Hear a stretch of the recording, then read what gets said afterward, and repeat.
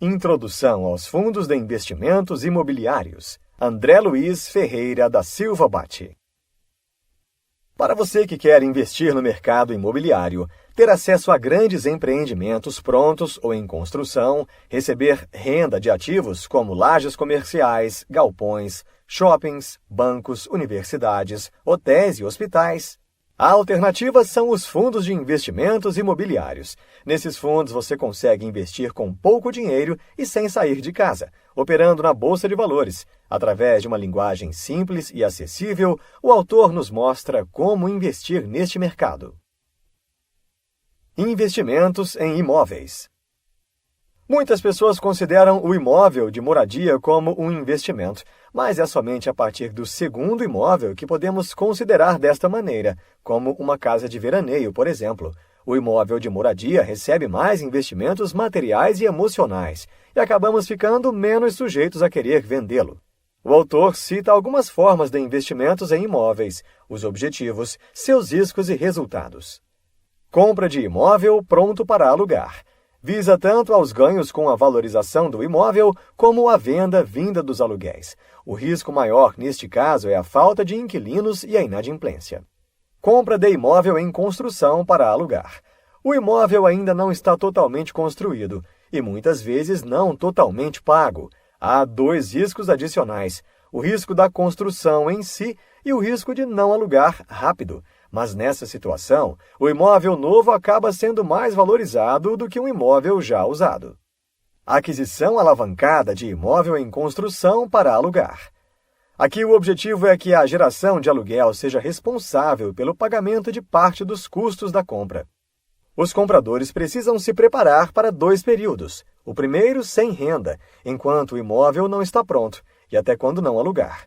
O segundo com o imóvel alugado e ajudando a pagar parte das parcelas, diminuindo o valor mensal de custo. O risco é ficar sem alugar por muito tempo e precisar bancar todas as despesas. Compra de terreno e construção própria. Aqui, tanto a compra do terreno como a construção são todas de responsabilidade do comprador final, que fica sendo o único dono do terreno e do imóvel que será construído. O maior risco é a falta de experiência. Sem experiência, o investidor pode superestimar a própria habilidade e planejar errado o tamanho, os custos e prazos da obra. Compra de terreno para especulação. A ideia aqui é adquirir um terreno ou lote imobiliário com o objetivo de vendê-lo posteriormente por um valor maior. O risco dessa estratégia é a previsão não se realizar. Compra especulativa de imóvel na planta. Um imóvel na planta tem o risco da construção e ainda só pode ser usado após o final dela. O objetivo também é comprar barato e vender caro, correndo o risco da não valorização do imóvel. Geração de renda ou ganho de capital. A estratégia de geração de renda é a compra de imóveis prontos ou não, à vista ou parcelados, visando a geração do aluguel. Já a estratégia de ganho de capital representa a diferença positiva entre o valor de compra e o valor de venda. Investimentos via fundos imobiliários. Fundos imobiliários são uma alternativa de participar dessas mesmas estratégias imobiliárias clássicas, com algumas diferenças estruturais. Um fundo imobiliário FII é mais parecido com uma empresa negociada na bolsa do que com um fundo de investimento desses que temos acesso em nosso banco. Eles juntam em um mesmo investimento um número expressivo de pessoas e entidades. A grande questão é que, com um número maior de sócios, teremos alguns riscos diferentes quando comparado a ser dono direto e único de algum imóvel. As decisões do administrador ou gestor podem ser diferentes daquelas que você deseje para o fundo. Acontece também a soma dos recursos de várias pessoas em prol de um objetivo específico. Um pequeno investidor nunca teria chance de participar de um negócio imobiliário grande, se não fossem os FIIs. Com a junção de muitos pequenos investidores, é possível, através dos FIIs, participar dos negócios de grande porte. Os fundos imobiliários se concentram mais em empreendimentos grandes no ramo de escritórios e logísticas industriais. O que afasta muitas pessoas de investir no ramo de imóveis é o custo unitário dos ativos. Uma casa, por exemplo, custa muitas vezes o salário de uma pessoa. É aí que entram os fundos imobiliários. Monta-se o fundo e tenta-se vendê-lo. Se vender o mínimo determinado, esse fundo nasce e terá as mesmas proteções e mecanismos de grandes investidores. Se não conseguir vender o mínimo, simplesmente devolve o seu dinheiro e o fundo é desfeito, como se nunca tivesse existido. Nos fundos imobiliários, as cotas são negociadas na Bolsa de Valores em lote de 1, ou seja, pode-se comprar cotas de um FII de uma em uma, independentemente do tamanho do empreendimento ou de quantas cotas existem. O menor valor de investimento é exatamente uma cota. Existem fundos que pagam rendimentos regulares e outros com rendimentos irregulares, fazendo assim com que o valor de cada cota suba ou desça dependendo do valor dos rendimentos desse fundo. É preciso tomar cuidado para não ter o prejuízo de comprar cotas enquanto o fundo está em alta e, depois que os rendimentos descerem, perder o dinheiro. Investimentos imobiliários diretos são considerados de longo prazo, pois o valor do imóvel não muda com frequência. Já os fundos imobiliários são todos simples e rápidos de negociar e os preços variam diariamente, podendo assim negociar várias vezes ao dia e em vários fundos diferentes. Fundos de investimento imobiliário. A maioria dos fundos de investimentos que as pessoas têm contato são os fundos abertos, os fundos em que é possível investir e resgatar a qualquer momento. Eles possuem também um valor único por dia em suas cotas. Fundos imobiliários são fundos fechados. Não há como aplicar ou resgatar cotas. O jeito mais comum de entrar em fundos imobiliários é comprar as cotas de alguém no mercado secundário. E para sair, o único jeito é vendendo as cotas para alguém. No início, os fundos imobiliários só podiam investir em imóveis físicos ou em construções, e hoje ainda são descritos como fundos que investem em imóveis. Algumas pessoas escolhem esse ou aquele fundo com base apenas nos rendimentos, sem nem olhar a composição do fundo. Só depois descobrem que aquilo que estão recebendo não é necessariamente aluguel, podendo ser juros de dívida imobiliária. Existem dois tipos de fundos de investimentos imobiliários, FII, os fundos de tijolo e os fundos de papéis. Nos FIIs de tijolo, o fundo dura enquanto durarem os imóveis. Nos FIIs de papel, a carteira vai sendo resgatada com o vencimento dos papéis e é preciso reinvestir para o fundo continuar. Os contratos de aluguéis são corrigidos pela inflação anualmente, já os de papéis são corrigidos mensalmente. Por isso, os fundos de tijolos são considerados mais estáveis que os de papel. É importante saber em qual mercado está entrando. Existem 3 classes de fundos de investimentos imobiliários no que diz respeito ao prazo para o funcionamento. Fundos de prazo indeterminado. Os ativos podem ficar velhos, mas o fundo pretende existir para sempre. Fundos de prazo determinado. São aqueles que nascem prevendo que vão morrer, às vezes até com data marcada. São difíceis de analisar, pois é preciso saber a regra exata do término do fundo para calcular o quanto ele vale. E existe também o fundo de prazo indeterminado, mas que acaba. Eles são criados com prazo determinado, mas sem a data exata de término. É preciso ficar atento às regras de obrigatoriedade ou não, de declaração de imposto de renda para os fundos de investimentos imobiliários. Elas mudam constantemente. Se achar que não consegue fazer sozinho, procure profissionais para lhe ajudar. Classificando os FIIs. Existem mais de 120 tipos diferentes de fundos de investimentos imobiliários. Vamos diferenciá-los por risco de política de investimento. Imóveis prontos. O fundo imobiliário só investe em imóveis prontos. O objetivo é a renda de aluguéis. O risco mais comum é o imóvel não ser alugado, ficar vazio por muito tempo ou a inadimplência. Desenvolvimento para renda. Esses são os FIIs que não têm o imóvel ainda pronto, mas que pretende ter. O caso geral é de captar dinheiro em uma emissão e construir ou terminar de construir um prédio para depois alugar. Os riscos são o de o prédio não ficar pronto e de o prédio pronto ficar muito tempo sem receitas. Desenvolvimento para venda. Os riscos de construção são iguais ao de desenvolvimento para a renda. O objetivo é vender depois de construir, o que leva ao risco de não conseguir vender. Como não se tem a pretensão de alugar, pode-se acabar com um elefante branco, ter o prédio construído e vazio, gerando despesas. Imóveis de aplicação específica. O risco aqui é que é difícil arranjar um outro inquilino para ele. É um risco que afeta mais os imóveis do tipo galpão, adaptados a algum tipo de indústria, ou hospitais e faculdades. FII de CRI. São fundos que investem em certificados de recebíveis imobiliários, CRI. Os CRIs não são padronizados. Existem CRIs que são parte do financiamento de construção de novos imóveis. CRIs que são mero desconto de aluguéis futuros garantidos em imóveis prontos. CRIs que financiam imóveis residenciais já prontos e também CRIs que financiam imóveis residenciais ainda não prontos.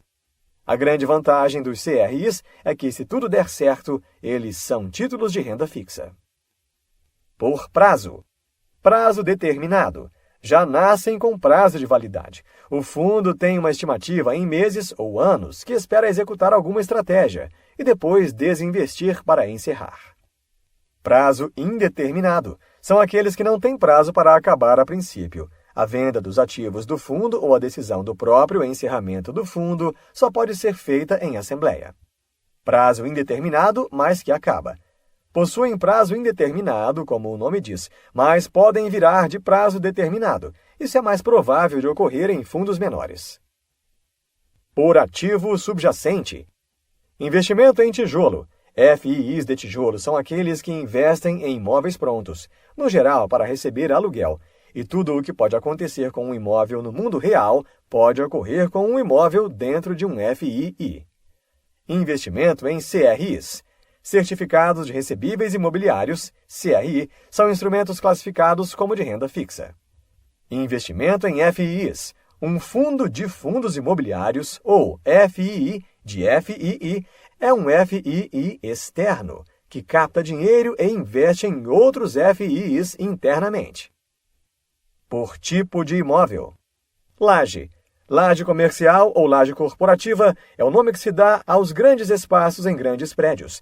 Espaços esses que às vezes ocupam um andar inteiro. Os prédios de lajes podem ser multi- ou monoinquilinos. Apesar de ser possível transformar de um tipo para o outro, não é um processo barato. Prédio. Prédios comuns apresentam corredores com uma quantidade maior de unidades menores, independentes. Saletas. Um prédio de salas comerciais se diferencia de um prédio comercial principalmente pela quantidade de banheiros. Cada saleta é uma kit funcional, independente e autônoma. Imóveis rentes à rua. Lojas e casas térreas são objeto de investimento de alguns FIIs, cujos inquilinos lidam diretamente com o público. O caso de FIIs de agências bancárias, conveniências, serviços, mercados, e eles ficam no meio do caminho entre uma casa muito grande e um prédio ou galpão pequeno. Galpão. Galpões são grandes ambientes cobertos. Geralmente são térreos possuindo um só andar.